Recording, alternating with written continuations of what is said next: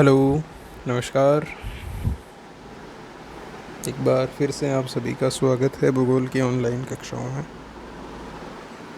उम्मीद है सब अच्छे से पढ़ रहे होंगे।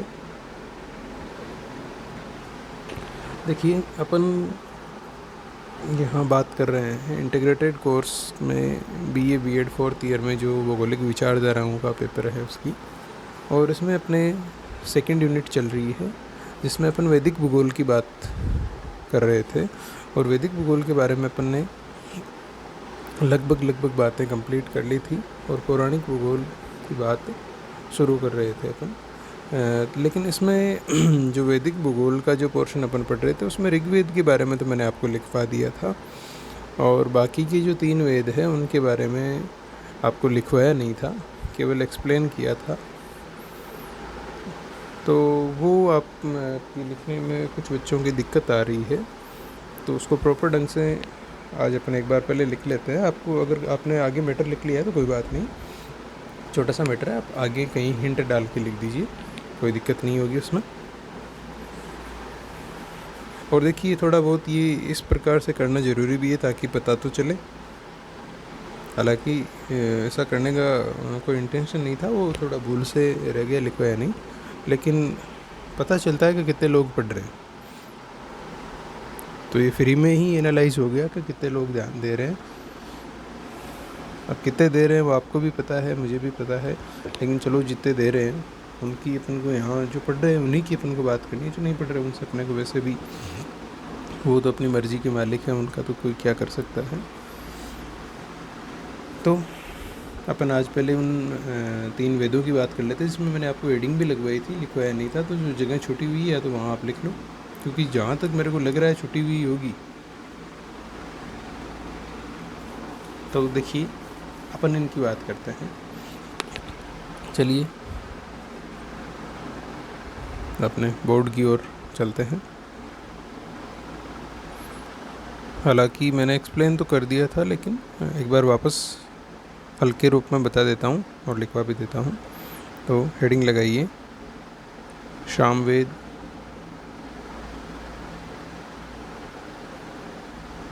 यजुर्वेद और अथर्ववेद।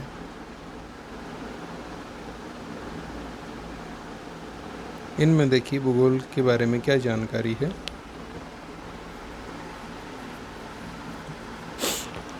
तो देखिए, पहले तो अपन इन वेदों की संपूर्ण रूप से बात करें तो इन तीनों वेदों की जो रचना है वो क्या है, ऋग्वेद के बाद में हुई है। तो लगभग तीनों में ही जो ऋग्वेद में भूगोल के संबंध में जानकारी है वो जानकारियाँ इनमें भी मिलती है। लेकिन इन सभी वेदों में से प्रत्येक वेद में कुछ न कुछ विशेष जानकारियाँ हैं जो बाकी में कम मिलती है। एक पर्टिकुलर एक जानकारी है वो इनमें मिलती है। तो कैसे कैसे कौन कौन से में क्या है, पहले अपन बात कर लेते हैं सामवेद की। देखिए, ध्यान से सुन लीजिएगा, ध्यान से लिख भी लीजिएगा। ये जो जानकारियाँ हैं ये पर्टिकुलर किसी बुक में नहीं मिलती है। ये मैंने भी जो वेदों की जो PDF है उनमें थोड़ा समय देके उनमें से इनकी जानकारियाँ निकाली है। पर्टिकुलर आपको किसी बुक में ये जानकारी नहीं मिलेगी कि भूगोल के संबंध में, भौगोलिक जानकारियों के संबंध में कौन से वेद में क्या दे रखा है। उसमें केवल आपको ज़्यादातर देखोगे भी तो ऋग्वेद के बारे में थोड़ी बहुत जानकारी मिल सकती है, बाकी ये नहीं है। तो ध्यान से, तो पहले अपन बात करते हैं सामवेद की। देखिए, सामवेद मूल रूप में से तो एक तरह से मंत्रों से ही भरा हुआ है। इसमें देवताओं की स्तुति करने के जो मंत्र है वो इसमें दिए गए हैं। मूल रूप से इसमें यही है, मंत्र है, ठीक है। और इसमें सभी वेदों से ये मंत्र एकत्रित किए गए हैं, जो एक तरह से अपन ये कह सकते हैं कि गाने के लिए जो लिरिक्स होते हैं उस स्वरूप में ये मंत्र है। लेकिन भूगोल के संदर्भ में अगर देखें तो भूगोल के संदर्भ में इसमें जो मंत्र है उनसे जानकारी मिलती है।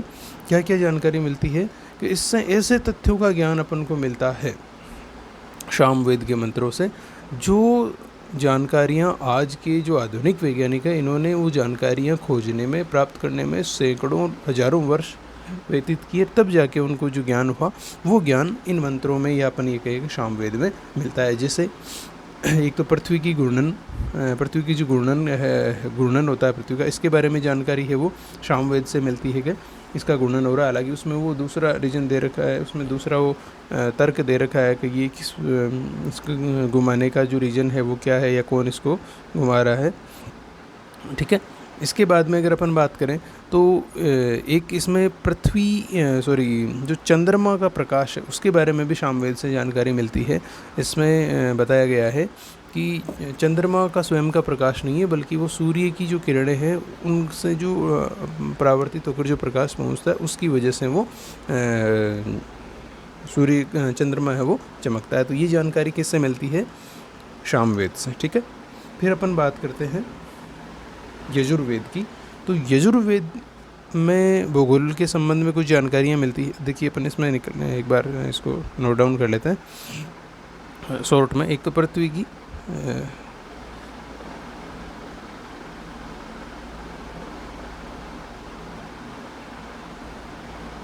की घूर्णन के बारे में जानकारी मिलती है। दूसरा अपन को चंद्रमा के प्रकाश का कारण है वो किससे पता चलता है? ये सामवेद से। अब बात करते हैं अपन यजुर्वेद की। तो यजुर्वेद से अपने को जानकारियाँ मिलती है। एक तो सूर्य ग्रहण की, एक मिलती है चंद्र ग्रहण की। ठीक है, इसके अलावा अंतरिक्ष,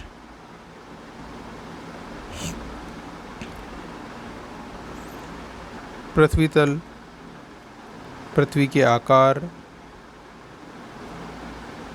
और इन चीज़ों की जानकारी मिलती है। प्लस में यजुर्वेद का जो तीसरा अध्याय है उसमें पृथ्वी के संदर्भ में काफ़ी जानकारी है, जिसमें इसमें बताया गया है कि पृथ्वी अपने जन्मदाता सूर्य की परिक्रमा करती है। ठीक है, और इसके अलावा जो आकाशीय पिंड है, जितने भी अन्य आकाशीय पिंड, उन आकाशीय पिंडों की गति और गति की गणना भ्रमण, आकाशीय पिंडों के भ्रमण में लगने वाला समय, भ्रमण का जो पथ है वो, इन सभी का जो विवरण है वो किससे मिलता है अपने को? यजुर्वेद से। मतलब चंद्र ग्रहण, सूर्य ग्रहण, अंतरिक्ष, पृथ्वी और पृथ्वी का आकार, अन्य ग्रहों का आकार और पृथ्वी है वो सूर्य की परिक्रमा करती है, ये जानकारी, और अन्य जितने भी आकाशीय पिंड हैं उनकी गति, उनके गति की गणना, उनका भ्रमण का काल, समय, ये सारी जानकारियाँ अपन को किससे मिलती है? यजुर्वेद से। अब बात करते हैं अथर्ववेद की। तो अथर्ववेद में की रचना देखिए, अथर्वा नामक जो ऋषि है उन्होंने की थी। और अथर्ववेद का जो पृथ्वी सूक्त है, इसमें जो श्लोक है वो सूक्त के रूप में जो भी है, उनमें क्या जानकारी दी है कि इससे अपन को पता चलता है कि भूगोल का जो वर्णन है वो इसमें एक क्रमबद्ध विज्ञान के रूप में अपन को मिलता है, जिसमें सूर्य ग्रहण की भी, चंद्र ग्रहण की भी, ये जानकारियाँ यजुर्वेद से भी मिलती है, अथर्ववेद से भी मिलती है। इसके अलावा ऋतु परिवर्तन, भू आकृति, भूकंप, पर्वत, नदियाँ, बाढ़, जलवायु, वनस्पति, जीव जंतु, पशुपालन, खनिज, व्यवसाय और कृषि, इसके अलावा नगर, ये सारी की सारी जो जानकारियाँ हैं इनके बारे में वो अथर्ववेद से मिलती है। मतलब ये जो इन वेदों की रचना जिस समय हुई थी, तत्कालीन समय में भूगोल के संदर्भ में लोगों को जो जानकारी थी, जो ज्ञान था, वो इन वेदों से अपन को आज है वो वापस मिलता है। ठीक है, उम्मीद है अब तो समझ में आ गई होगी सारी बात, और अगर फिर भी नहीं आई तो हेडिंग आपके लगाई हुई है, लिखना शुरू करो। लिखो, पैराग्राफ ही बन जाएंगे इसमें, तीनों को साथ में लिख लेते हैं। इन वेदों की रचना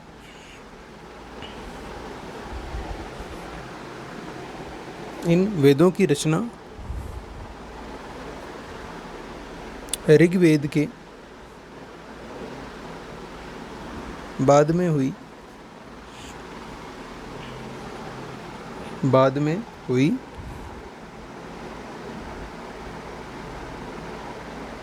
तथा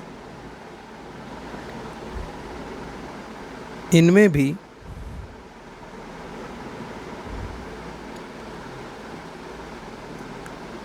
भौगोलिक ज्ञान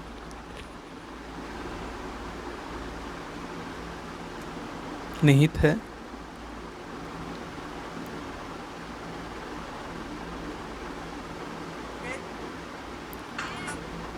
भौगोलिक ज्ञान निहित है जिसमें सामवेद के अंतर्गत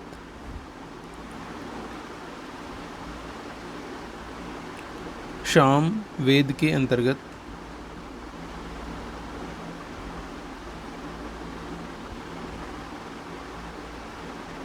मूल रूप से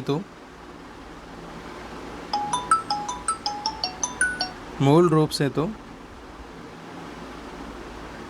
एक सेकंड होल्ड। तो कहाँ तक बात कर ली थी अपन ने? बीच में एक फ़ोन कॉल ने थोड़ा डिस्टर्ब कर दिया, क्योंकि डिग्री कॉलेज का आज टाइम टेबल आ गया है, एग्ज़ाम स्टार्ट होने जा रहे हैं, तो उस वजह से। देखिए, अपन सामवेद की बात कर रहे थे, शायद लिखने का अपना काम चल रहा था। देखिए, जहाँ तक लिख लिया वो ठीक है, नहीं लिखा तो वापस एक बार टेली कर लीजिएगा, मैं वो लाइन ध्यान में नहीं रही है। अपन बात कर रहे थे सामवेद में, तो सामवेद में मूल रूप से तो देवताओं की स्तुति के मंत्र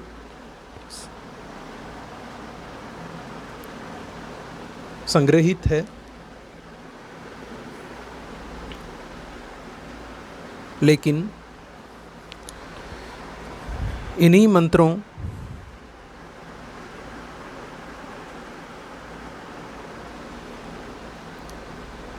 के द्वारा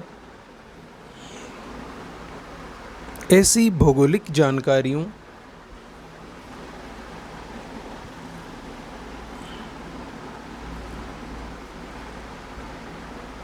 इन्हीं मंत्रों के द्वारा को काटना, इन्हीं मंत्रों में करना, इन्हीं मंत्रों में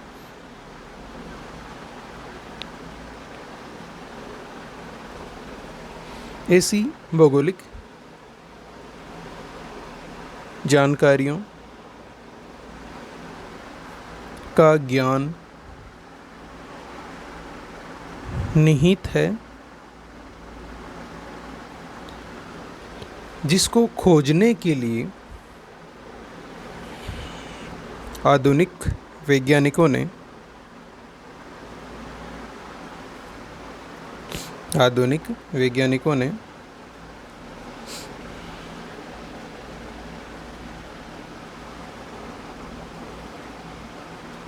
सैकड़ों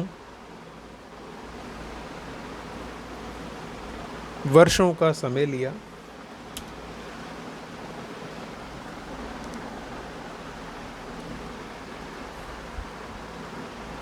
और यही ज्ञान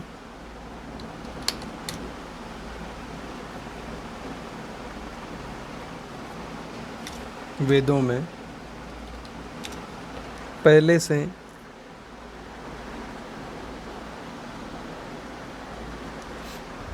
उपलब्ध है। जैसे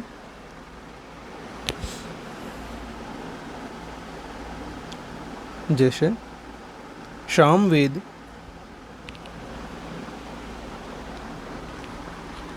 में बताया गया है कि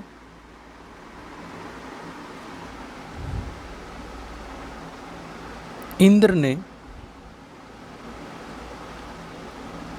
पृथ्वी को घुमाते हुए रखा है। इंद्र ने पृथ्वी को घुमाते हुए रखा है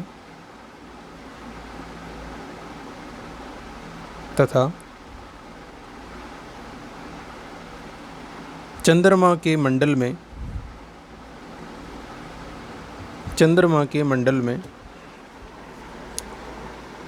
सूर्य की किरणें विलीन होकर उसे प्रकाशित करती है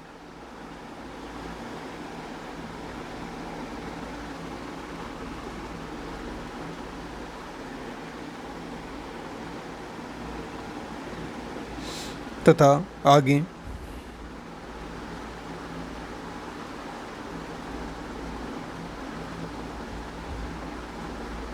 यह भी लिखा गया है कि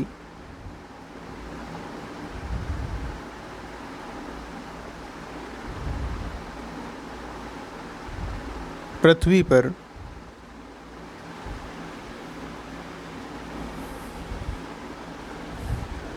ही जीवों का अस्तित्व है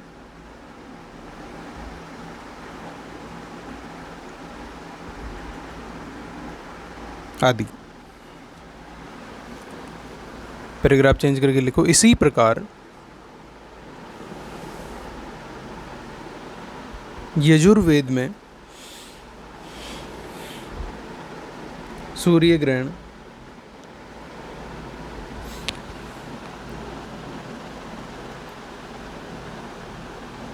चंद्र ग्रहण,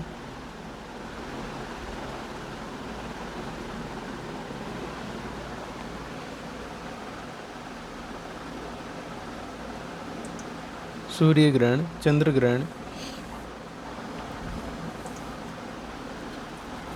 और अंतरिक्ष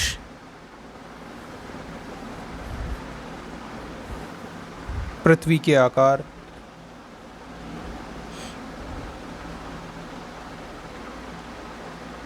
आदि की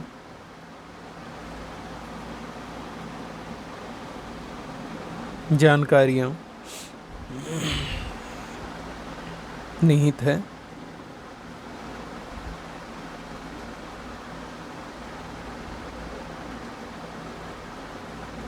इन सब के अतिरिक्त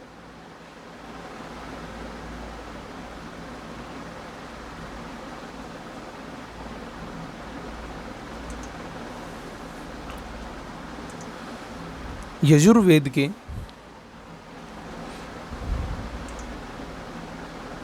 तीसरे अध्याय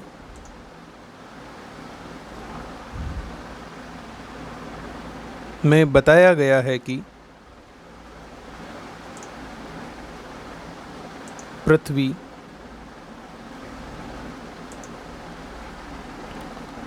अपने जन्मदाता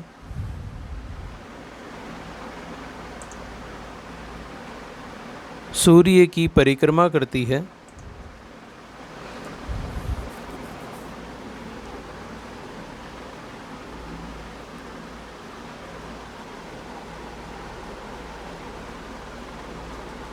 सूर्य की परिक्रमा करती है और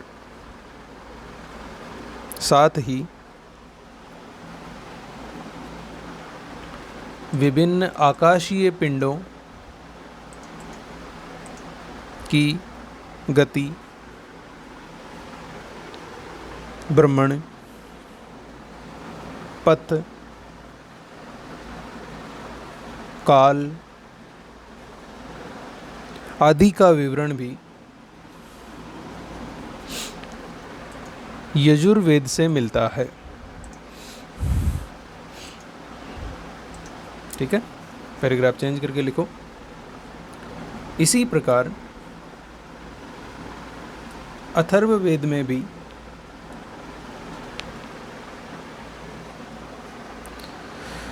भौगोलिक जानकारियाँ मिलती है।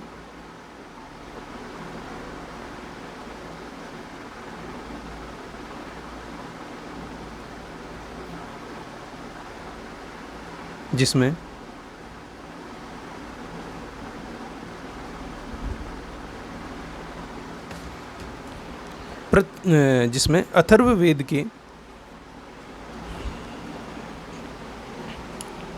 पृथ्वी सूक्त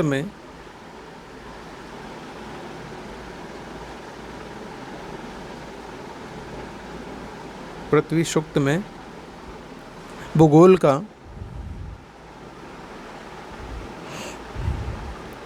वर्णन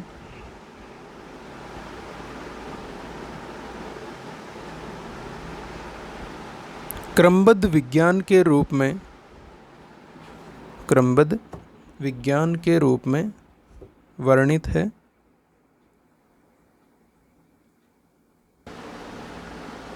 क्रमबद्ध विज्ञान के रूप में वर्णित है। इसके अलावा अथर्ववेद में सूर्य ग्रहण, चंद्र ग्रहण, ऋतु परिवर्तन,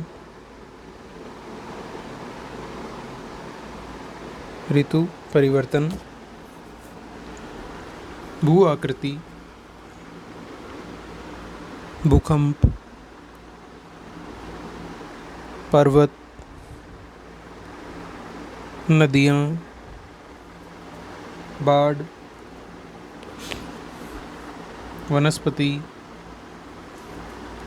जलवायु,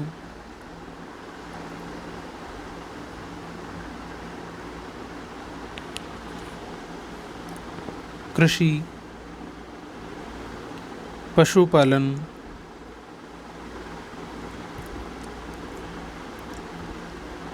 खनिज, व्यवसाय आदि के बारे में भी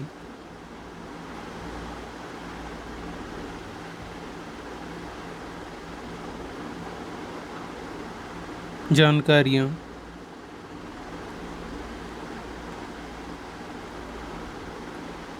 मिलती है। इस प्रकार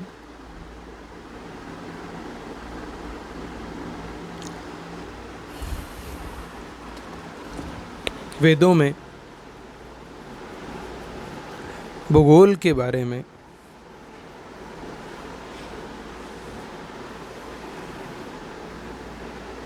बहुत सी जानकारियाँ निहित है।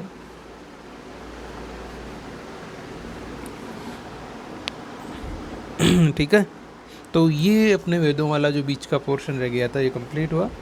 अब चलते हैं अपन जहाँ अपना टॉपिक चल रहा था वहाँ पर। उम्मीद है समझ में आया होगा अच्छे से।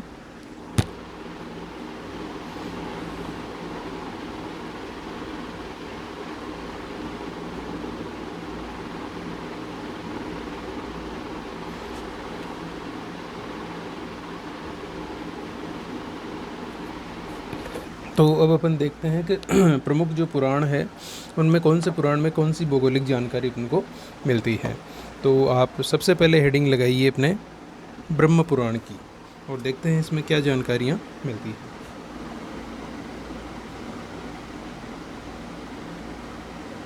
ये कल अपन ने जहाँ से छोड़ा था वहाँ से आगे शुरू है, जो बीच में जो पोर्शन था वो अपना बाकी रहा हुआ था।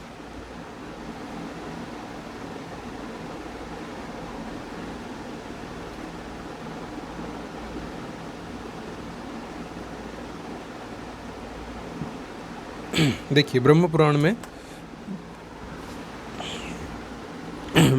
की देखिए अगर बात करें तो इसमें जो श्लोक है उनकी संख्या तो है 13,000 और ब्रह्म पुराण में मुख्य रूप से भगवान श्री कृष्ण के जो वंशज है उनका उल्लेख मिलता है। देखिए ध्यान रखना, पुराणों की रचना महाभारत काल के बाद में हुई थी, तो इसमें अपन को बाद के डाटा मिलेंगे। कहीं आप दिमाग ये नहीं लगा लेना कि पुराण है तो पुराने काफ़ी ज़्यादा पुराने होंगे, वेदों के बाद के होंगे, नहीं, वेदों के बाद में रामायण महाभारत आते हैं और उसके बाद में इनकी बात आती है। ठीक है, तो ब्रह्म पुराण में क्या है 13,000 श्लोक है और इसमें भगवान श्री कृष्ण की जो वंशज है, यादव वंशज जो है उनका इसमें अपन को जानकारी मिलती है।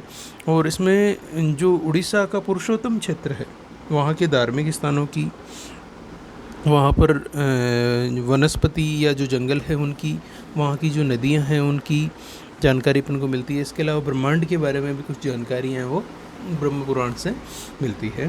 तो अपन ये काम करते हैं, इसको पॉइंट टू पॉइंट बात करते चलते हैं, इसको लिखते भी चलते हैं। तो आप इसमें लिखिए, साथ में ब्रह्म पुराण हेडिंग लगाइए नंबर 1 पर, इसमें लिखिए ब्रह्म पुराण में लगभग क्या इसमें फिक्स ही है, ब्रह्म पुराण में 13,000 श्लोक है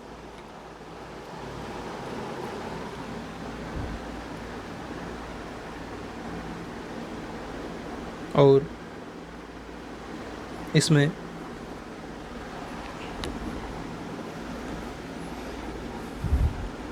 भगवान श्री कृष्ण के वंशजों की जानकारी मिलती है। इसमें 13,000 श्लोक है तथा इससे या ब्रह्म पुराण से भगवान श्री कृष्ण के वंशजों की जानकारी मिलती है, क्योंकि इसमें उन्हीं का उल्लेख है।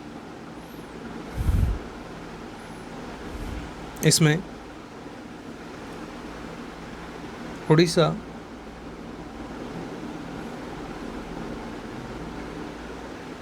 उड़ीसा मत लिखना, देखो इसमें पुरुषोत्तम क्षेत्र, इसके कोष्टक में लिखो उड़ीसा, इसमें पुरुषोत्तम क्षेत्र कोष्टक उड़ीसा के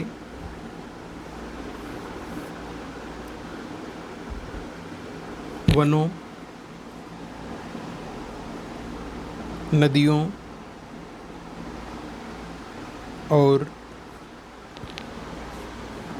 धार्मिक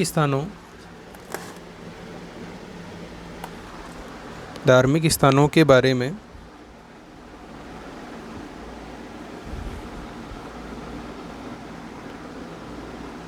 वर्णन मिलता है।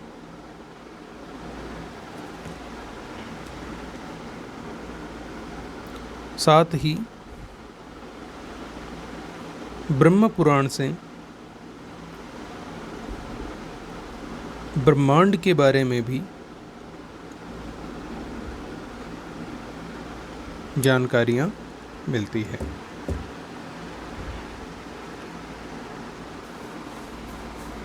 ठीक है, अब दूसरी आप हेडिंग लगाइए,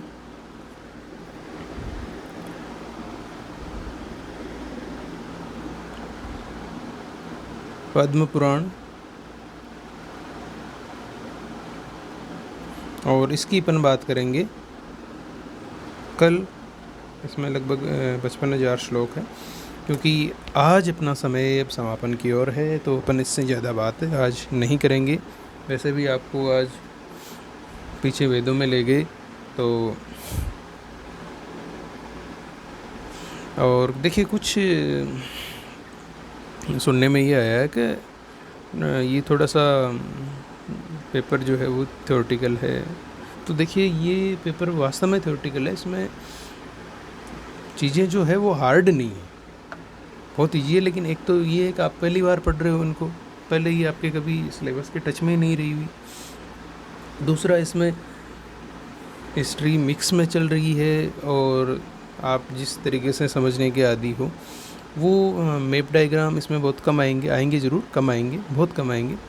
तो ऐसी स्थिति में थोड़ा आपको बोरिंग लगना जाहिर सी बात है। लेकिन देखिए ये पेपर ही पीजी लेवल का है, और आप कि ये 4th ईयर का इंटीग्रेटेड कोर्स रह गया, तो इसमें इसको इन्वॉल्व किया गया। हालांकि एमए प्रीवियस का पेपर है मूल रूप से, तो वहाँ इसको पढ़ा जाता है। लेकिन अच्छी बात है, क्योंकि भूगोल का जो बेसिक हिस्ट्री है, जो थॉट्स है, वो आपका इसी से डेवलप होंगे, उसी से आपको इसका व्यवहारिक नॉलेज है वो पता चलेगा कि कैसे इसका स्वरूप है वो आज जैसा अपन देख रहे हैं वैसा है। अभी तक अपन ने जो पढ़ा वो भूगोल के बारे में पढ़ा, लेकिन भूगोल का अस्तित्व जो आया वो अपन अब पढ़ रहे हैं कि कैसे कैसे इसका जो ज्ञान है वो हम तक पहुंचा। तो बोरिंग लग सकता है, लेकिन एक्चुअल में बहुत इजी टॉपिक्स हैं। तो आप इनको एक बार ढंग से वीडियो देखें। अगर एक बार में समझ में नहीं आता है तो दोबारा स्पीड बढ़ा के देख लें इनको। भाई आप स्पीड बढ़ा के इनको सुन सकते हो, और अगर फिर भी दिक्कत रह जाती है तो एक बार नोट्स को आप रिवाइज़ करें, जो नोट्स लिख लेते हो उनको, क्योंकि अपन टुकड़ों में पढ़ रहे हैं। जब तक वो एक दूसरे को कनेक्ट नहीं होंगे तब तक आपकी थोड़ी दिक्कत रहेगी। तो आप एक बार, जैसे आपने 6 दिन में अपनी जितनी क्लास होती है, संडे को एक बार रिवाइज़ कर लो, ठीक है। और फिर भी अगर कोई दिक्कत रह जाती है तो अपन जब अब अपनी ऑफलाइन क्लासेस स्टार्ट होगी तो उसमें अपन इनको रिवाइज़ कर लेंगे, क्योंकि अपना एक ही पेपर है इस बार, तो कोई बड़ी दिक्कत वाली बात नहीं है। अपना सिलेबस भी अपन लगभग ऑनलाइन क्लासों में अपन 2 यूनिट कर लेंगे। अगर अक्टूबर में स्टार्ट होती है 1 तारीख से, तो अभी अपने 2 यूनिट तो हो जाएगी ऐसे ही, और ऑफलाइन क्लासों में फिर बाकी का अपन देख लेंगे। और मिलते हैं फिर, तब तक आप पढ़ते रहें। धन्यवाद।